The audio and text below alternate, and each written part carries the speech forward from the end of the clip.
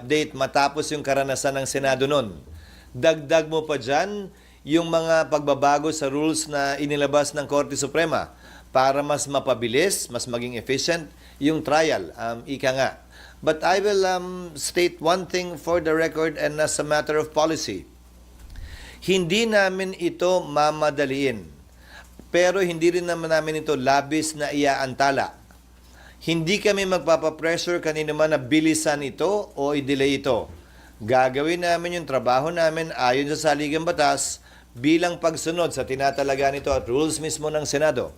Bagaman wala pong updated rules ang Senado, meron pa ring rules na nananaig ngayon. Yan yung existing rules pa namin. Nakabilang nga dyan yung binanggit ko that the Senate President shall take proper order of the subject of impeachment and matapos nun, shall notify the House of the date when the prosecutors are set to appear.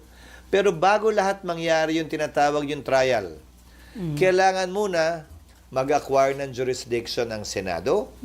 Sa ngayon na tinanggap na ng Senado yan, hindi na may kakailang nasa Senado na yan at impeached na si Vice President Sara Duterte.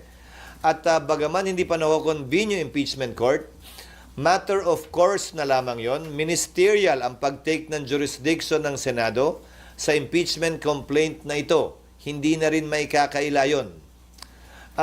Pero kailangan pa matapos